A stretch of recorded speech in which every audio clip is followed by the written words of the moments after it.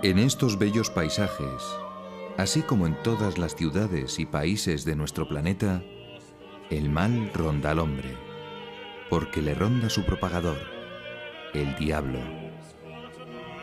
El príncipe de este mundo, como le llama el Evangelio, odia a Dios, o sea, a la bondad en persona. Por eso no puede amar a nadie, y se esfuerza por esclavizar al hombre, separándole de su Creador.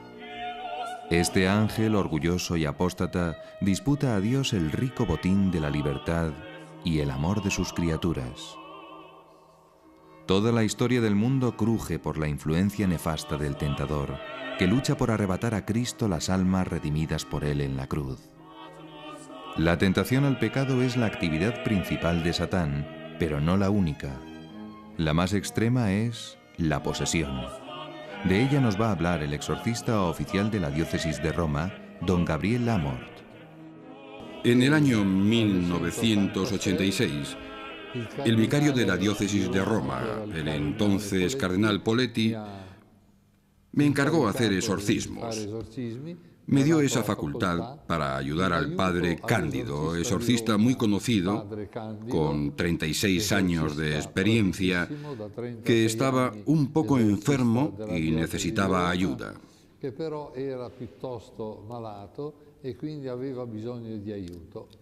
Entré así en un mundo nuevo, en el mundo de los exorcismos, del cual nunca me había ocupado. En nuestras comarcas nunca se había oído hablar de exorcismos ni de la existencia de un exorcista. Cuando me di cuenta de que había poquísimos exorcistas, pensé escribir un libro sobre los exorcismos.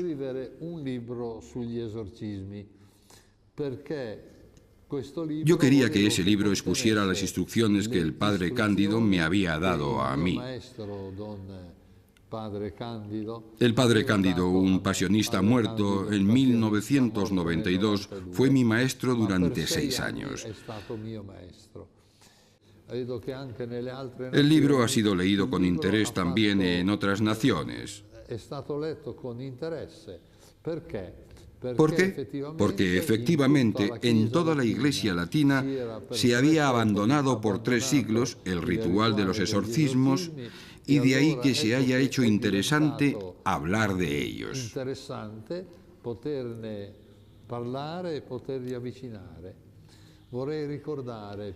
Quisiera subrayar que el nuevo impulso dado a la reanudación de los exorcismos se vio favorecido por 2 acontecimientos importantes.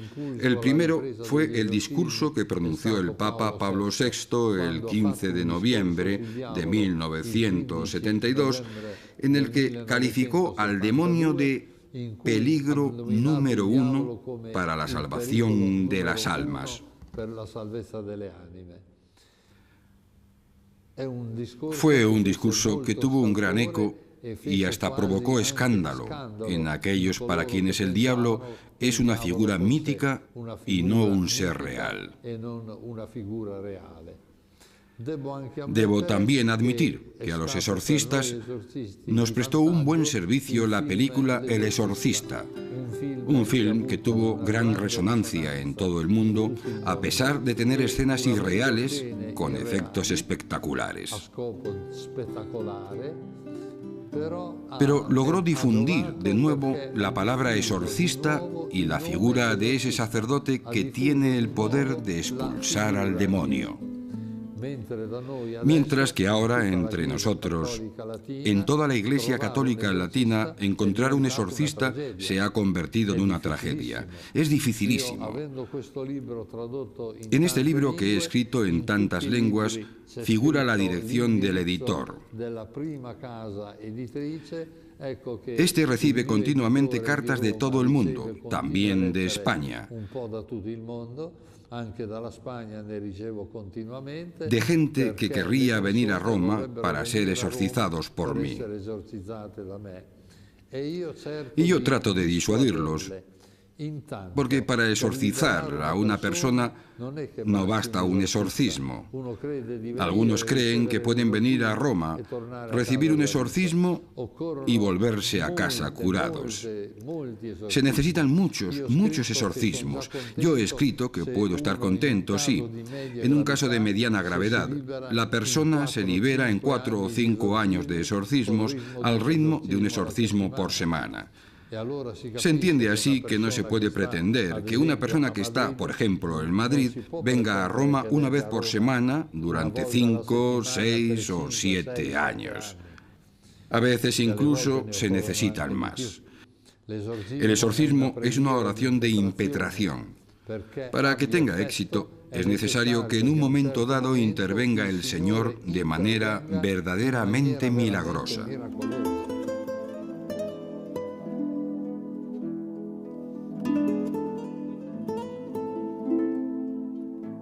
Allí donde no hay exorcistas, trato de poner a los interesados en contacto con los grupos de renovación carismática católica que no hacen exorcismos, sino oraciones de curación y liberación. También estas oraciones son eficaces porque Jesús dio el poder de expulsar demonios con la fuerza de su nombre a todos los que creen en él. La diferencia es esta, que el exorcismo es una oración oficial hecha en nombre de la Iglesia, con la autoridad de la Iglesia, y por sí es más eficaz, más fuerte. En cambio, la oración de liberación es una oración personal, pero si se hace con fe, también resulta muy eficaz esta oración de liberación que pueden hacer todos los que creen en Jesucristo, sean hombres, mujeres, niños o adultos.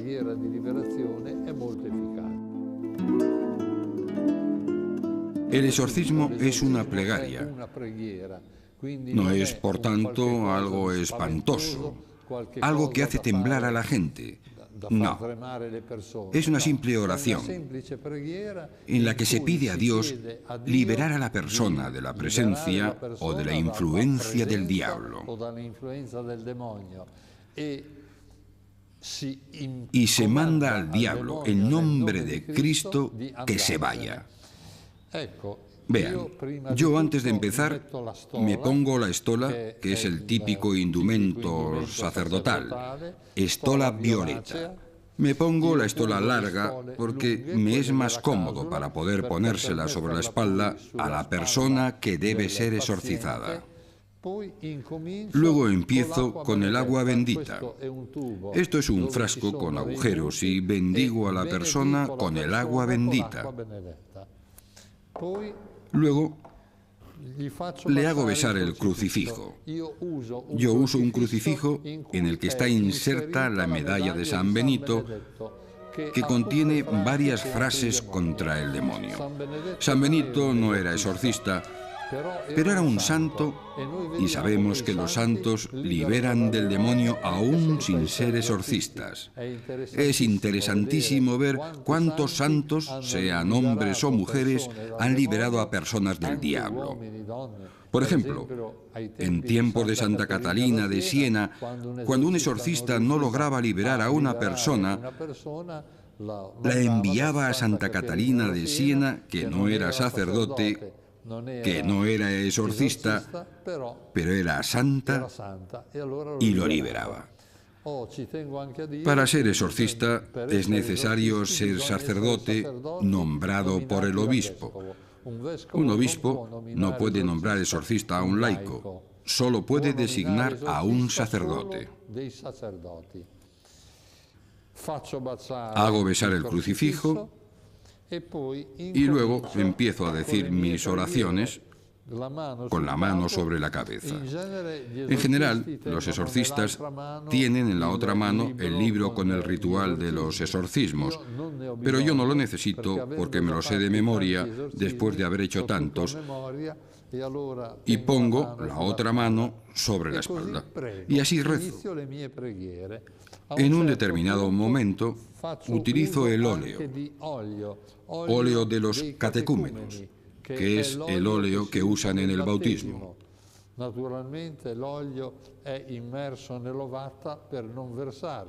Y unjo con él a la persona.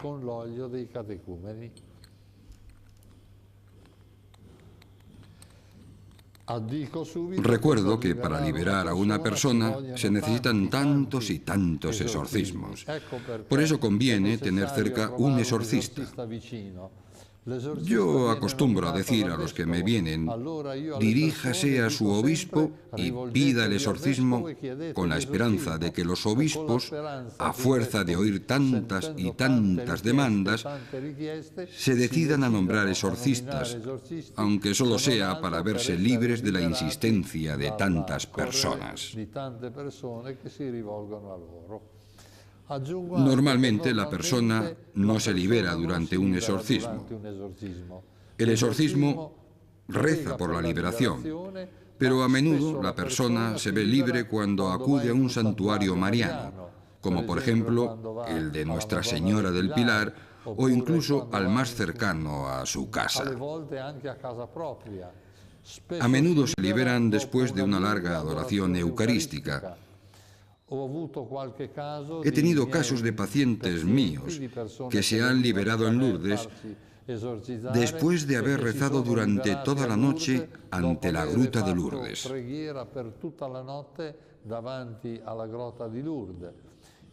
Es importantísima la oración. El Evangelio nos dice que algunos diablos no se echan sino con la oración y el ayuno. Naturalmente, es importante que rece la persona interesada, que recen sus familiares y que se haga rezar a comunidades religiosas o grupos de oración.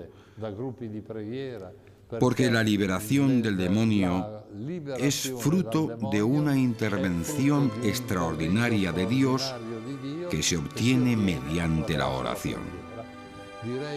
En sustancia, la oración del exorcismo se resume en una frase: en nombre de Jesús, Satanás, vete. Porque se basa en este poder que Jesucristo dio a los apóstoles, después a los 72 discípulos y finalmente a todos los que creen en Él. En mi nombre expulsarán a los demonios. Por eso lo esencial es la imposición a Satanás. En nombre de Jesús, Satanás, sal. Durante los exorcismos pueden suceder tantos hechos insólitos. Tengo en la mano una serie de objetos que han sido vomitados durante los exorcismos. Pues sucede que muchas veces las personas reciben un mal maléfico a través de la invocación hecha al demonio por un sacerdote de Satanás o por personas ligadas a Satán que hacen maleficios. La causa más frecuente por la cual una persona se ve atacada por el demonio es porque ha sido víctima de un maleficio. Se trata de una persona que, por odio, por interés, por venganza o por otro motivo, ha encargado a un satanista, a un sacerdote de Satanás, a un mago o a una bruja que haga un maleficio a alguien. ¿Qué es un maleficio? Es hacer mal a una persona por medio del diablo. Maleficio es una palabra genérica. El mal infligido a la persona por medio del diablo puede hacerse de muchos modos diversos. La forma más común del maleficio es el hechizo.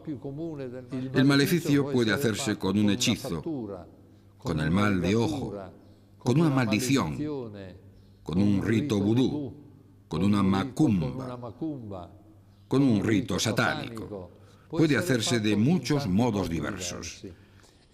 A veces, las personas que lanzan maleficios usan objetos que por vía maléfica introducen dentro de la persona o dentro de la casa. Por ejemplo, sucede que una persona no logre dormir y crea haber recibido algo malo. mira dentro de la almohada y descubre objetos extraños que han sido colocados dentro. Mechones de pelo, cuerdas atadas. El caso más grave que yo he conocido es el de uno que dentro de su almohada encontró un sapo vivo. ¿Cómo consiguió entrar dentro? Por vía maléfica, por vía mágica, mediante un maleficio, o sea, a través de la acción del diablo. Las víctimas, para liberarse, necesitan deshacerse de los objetos que les han metido en el estómago de modo invisible. Y sucede entonces que cuando vomitan estos objetos salen cosas verdaderamente extrañas.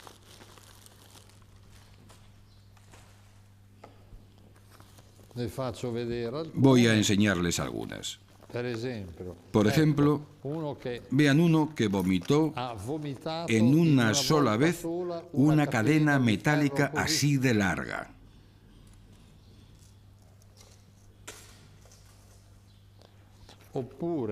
Esto es un abrelatas. Muchas pilas. Incluso viví el caso de una persona a quien el demonio le dijo que le haría vomitar una radiotransmisora completa.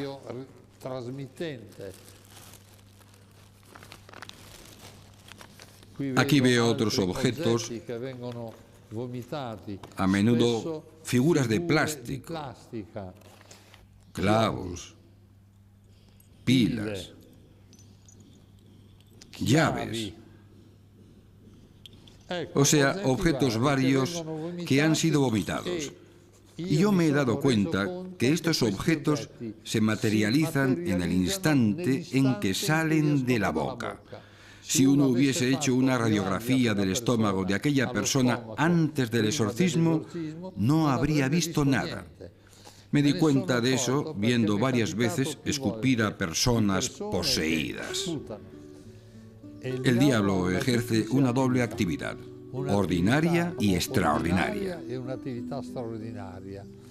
La actividad ordinaria es la de tentar al hombre al pecado.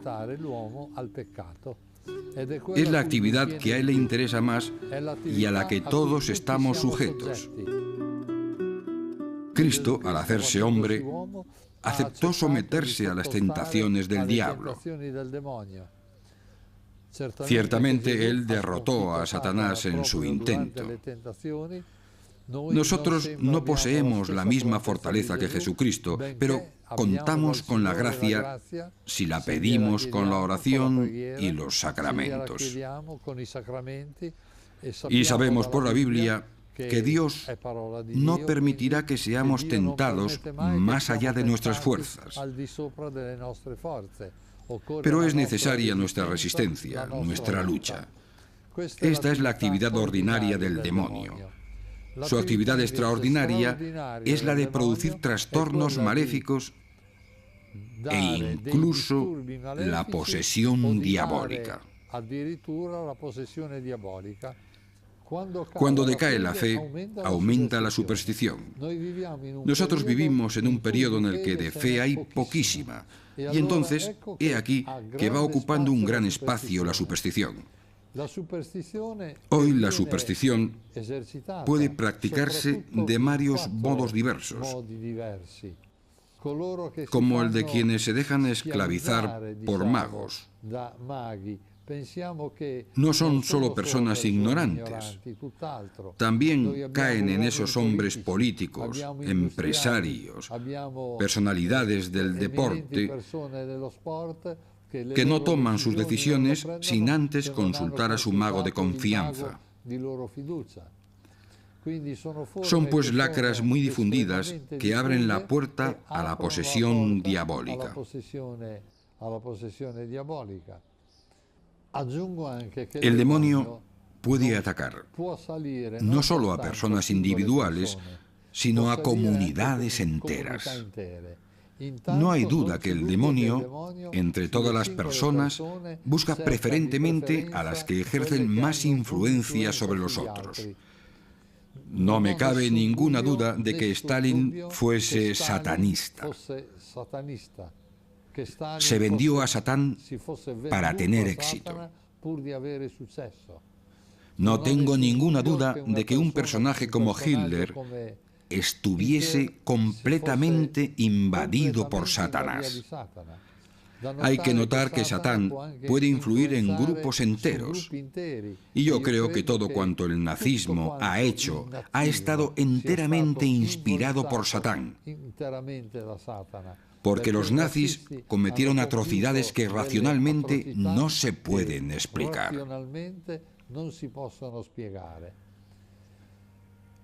Vemos así cómo el diablo influye en el mundo de la política y en la vida social. Trata de apoderarse de los medios de comunicación de masas. En la televisión, por ejemplo, en los programas de la tarde, predominan las películas de sexo, horror y violencia. Sexo, horror y violencia. Y tanta juventud y tantas personas mayores y de todas las edades embotan su mente y se alejan enteramente de Dios a través de la continua visión de sexo, horror y violencia.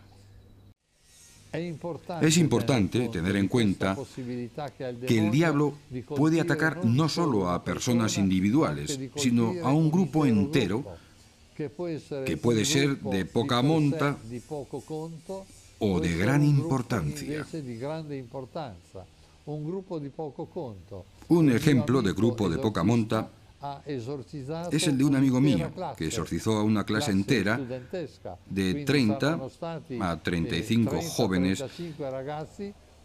que estaban simultáneamente influidos por el diablo, y hubo que proceder a los exorcismos para liberarlos. El diablo puede atacarnos de 4 modos diversos: la posesión diabólica, la vejación, la obsesión y la infestación. La posesión es cuando el diablo parece que entra dentro de la persona y actúa utilizando los miembros de esa persona. Es la forma más grave, y si queremos un ejemplo bíblico, tenemos el caso del endemoniado de Gerasa, que tenía una fuerza hercúlea y asaltaba a quienes pasaban por aquel camino.